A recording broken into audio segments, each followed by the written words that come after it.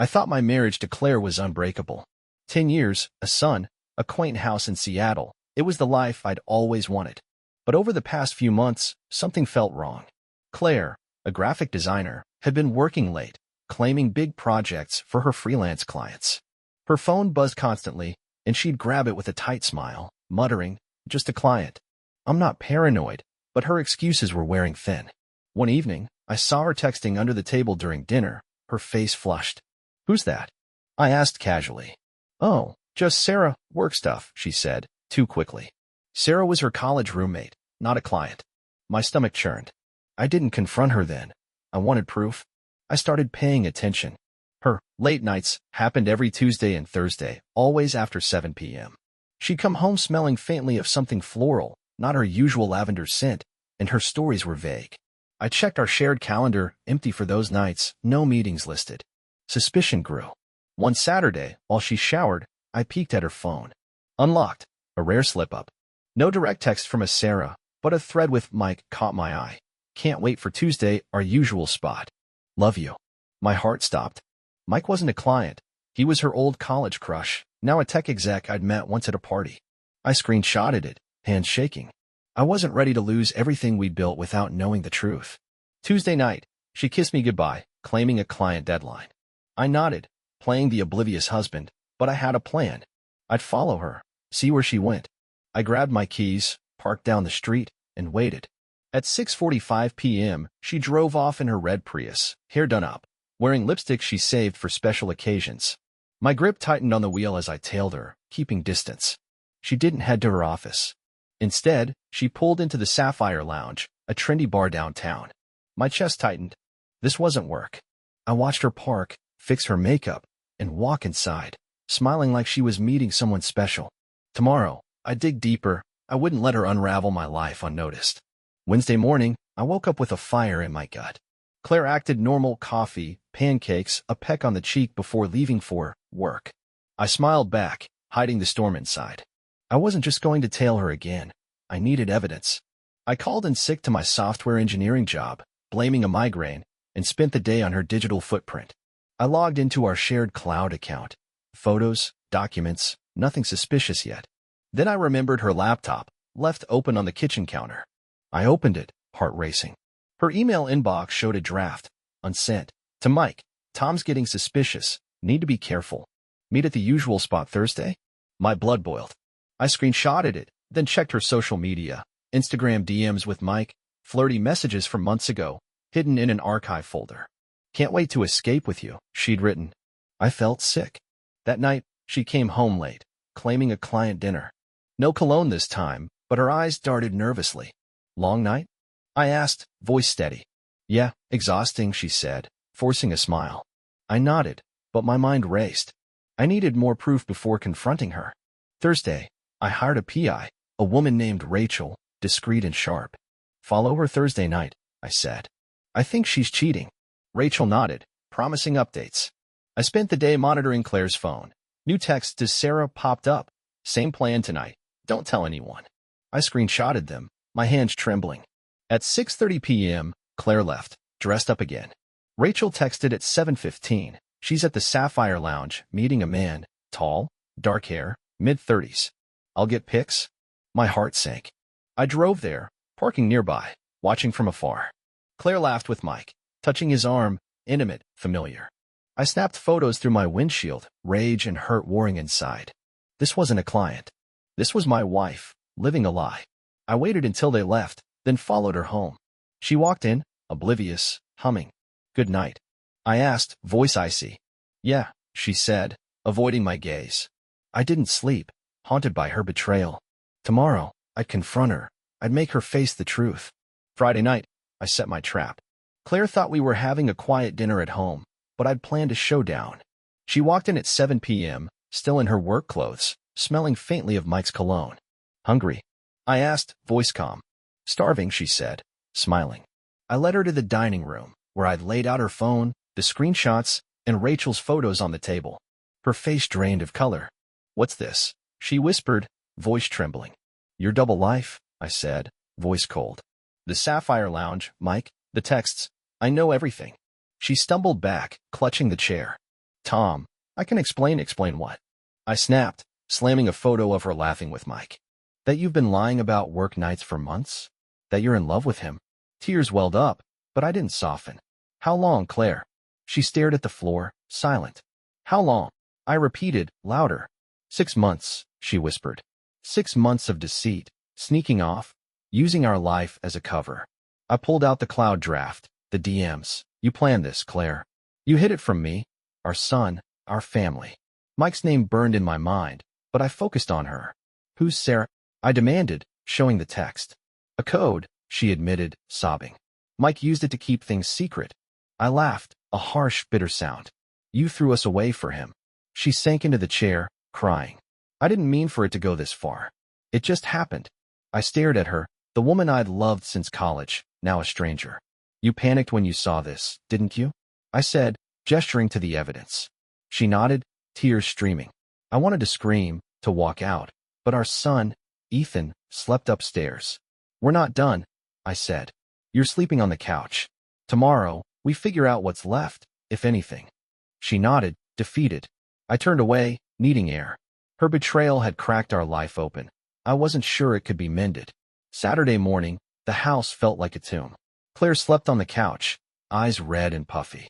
I brewed coffee, the bitter smell grounding me, but my mind raced. Ethan, our 6-year-old, ran downstairs, oblivious. Daddy, where's Mommy? He asked. She's here, I said, forcing a smile. Just tired. Claire joined us, playing normal for his sake, but her hands shook as she poured cereal. After Ethan went to play, I faced her. Why didn't you just leave me? I asked, voice low. She flinched. I didn't want to. I love you, Ethan, this life. Mike was an escape. An escape, I repeated, incredulous. You risked everything for a fling? It wasn't a fling, she whispered. Not at first. But when you showed me those photos, I knew I'd ruined us. Her words stung, but I pulled out Rachel's report. $2, $500 in bar tabs, hotel charges, all charged to our joint card. You used our money for this, I said, voice shaking. Our savings, Ethan's future. She cried harder. I'll pay it back. I swear. With what? I snapped. Your freelance gigs are half mine anyway. I set rules. Couch sleeping, no work nights, full access to her phone and accounts.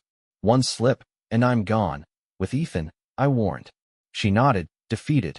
I called a therapist, booking sessions for us both. I wasn't ready to forgive, but I couldn't destroy Ethan's world overnight. That night, I checked her phone. New text to Mike. Tom knows. It's over. Don't contact me. I exhaled, relief mixed with rage. But trust was shattered. Could I rebuild with her, or was this the end? I wasn't sure, but I'd watch her every move. Sunday afternoon, I made Claire call Mike. Ethan was napping, giving us a quiet moment. She sat at the kitchen table, phone trembling in her hands. Put it on speaker, I said, arms crossed. She nodded, dialing. Mike answered on the second ring, voice smooth. Hey, babe, you okay after last night? Claire's eyes flicked to me, panicked. Mike, it's over, she said, voice shaky. Tom knows everything. Silence, then what? How? I followed you. I cut in, leaning toward the phone. Caught her at the Sapphire Lounge. You're done. Stay away, or I'll expose you to your wife. Claire gasped. Apparently, she hadn't known Mike was married. You're married? She hissed. Mike stammered. It's complicated, not my problem, I said. Leave her alone, or I'll ruin you. He hung up, leaving silence. Claire stared at the phone, stunned. He never told me, she whispered. Guess you weren't the only one lied to, I said, voice sharp. She buried her face in her hands, sobbing. I didn't comfort her, couldn't. Her double life had layers I hadn't uncovered yet. You're telling me you didn't know? I pressed. I swear, she said, voice muffled. He said he was divorced. I didn't fully believe her. Her judgment was already shot, but it didn't matter. Mike was out. I monitored her phone for weeks. No new texts from him. But a thread with Sarah, real Sarah, surfaced. Mike's intense, but Tom's clueless. You're doing great. Dated 3 months ago. Rage flared. She'd bragged about fooling me. I saved the screenshot, holding it close. When she came downstairs, I didn't mention it. I'd use it if needed. Her panic last night had cracked her facade. I'd ensure she never forgot who held the truth now. A week passed, tense and quiet. Claire followed my rules. Couch. No late nights. Full phone access. Ethan noticed the strain, asking why mommy was sad. Grown-up stuff, I mumbled. Claire tried to rebuild. Cooking, helping Ethan, asking about my day, but her efforts felt hollow. I couldn't unsee her with Mike, laughing at the Sapphire Lounge. Tuesday rolled around, her old Mike night. I tested her. Work called. I lied. Late meeting. You okay with Ethan? Her eyes flickered, but she nodded. Of course. I left, circling back in my car, parking out of sight. At 7 p.m., her Prius was still in the driveway. No text to Mike. I checked earlier. Maybe she was clean. Or smarter. I came home at 9, finding her reading to Ethan. Good night. I asked, studying her. Quiet, she said, avoiding my gaze. No cologne, no lipstick, progress, maybe. But trust was gone. I hired Rachel again for 2 weeks, tracking Claire's every move. Her first report. Claire went to work, came home. No detours. Clean so far. But I wasn't naive. Her panic at the confrontation showed she could crack. I keep testing. Saturday, I left her phone unlocked on the counter while I showered. I watched from the hall. She hesitated, then picked it up, typing fast. I stepped out. Who's that? She dropped it, flustered. Just Sarah checking in. I grabbed it, true, a harmless text. But her jumpiness screamed guilt. Trust was a long road, and I wasn't sure we'd reach the end. Rachel's report stayed clean for a week. Claire's routine was mundane. Work, home, errands. No Mike, no bars. I almost relaxed, but Sarah's text nagged at me. Tom's clueless. She'd enabled Claire's double life. What else was she hiding? I dug deeper.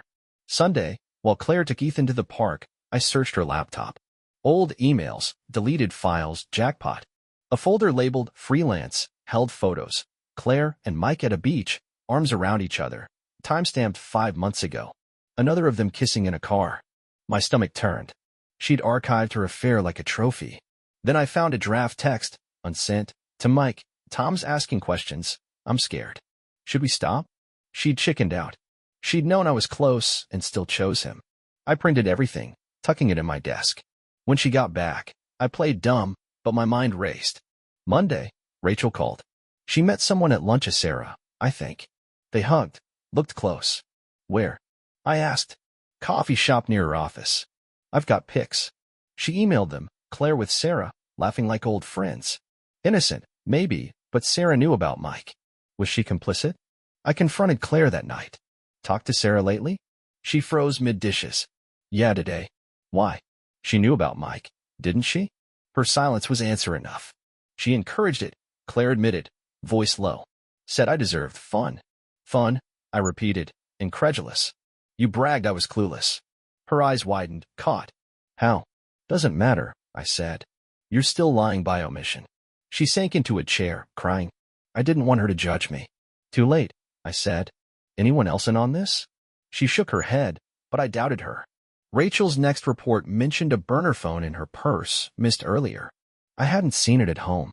She was still playing games. That night, I found it in her bag, dead battery. No calls logged, but its existence was a gut punch. Her double life lingered. I pushed harder to end it. 2 weeks after the confrontation, I reached my limit. Rachel's photos, the burner phone, Sarah's involvement, it painted a picture of Claire I couldn't unsee. She begged for forgiveness, but each discovery eroded my resolve. Tuesday night, I laid it all out. She sat on the couch, hands clasped, as I dropped the photos, texts, and phone on the coffee table. What's this? She whispered, paling. Your betrayal, I said, voice cold. You didn't just cheat. You documented it, hid it, kept a lifeline with that burner. You're still lying. She shook her head, frantic. The phone was old. I forgot it was there. Bullshit, I snapped. You panicked when I showed you those photos, and you're panicking now because I caught you again. Tears spilled, but I was numb. I wanted to save us, she sobbed. You wanted to not get caught, I corrected. There's a difference. I'd consulted a lawyer. Divorce papers were an option, but Ethan stopped me. Splitting custody, uprooting him. It felt like punishing him for her sins. Here's the deal, I said. You quit freelancing tomorrow. No more Mike, no more Sarah, no more secrets. I get full access to your devices, accounts, everything. One slip, and I'm gone with Ethan. She stared, stunned. You'd take him. I'd protect him, I said. From this mess you made. She nodded, defeated. Okay, I'll do it. Wednesday, she emailed her clients, resigning proof in my inbox. She cut Sarah off, handed over passwords. Rachel tailed her one last week. Nothing. She was clean, or terrified. Months later, we're still together, but it's fragile. Ethan laughs again, oblivious, and Claire tries therapy, transparency. I don't trust her fully. Maybe I never will. Her panic that night exposed more than an affair. It showed me who she could be. I stay for Ethan, but I watch. Always. Her double life's buried, but I've got the evidence ready if it resurfaces. 3 months after the confrontation, the wounds still festered. Claire followed my rules, but I couldn't shake the fear she'd slip again.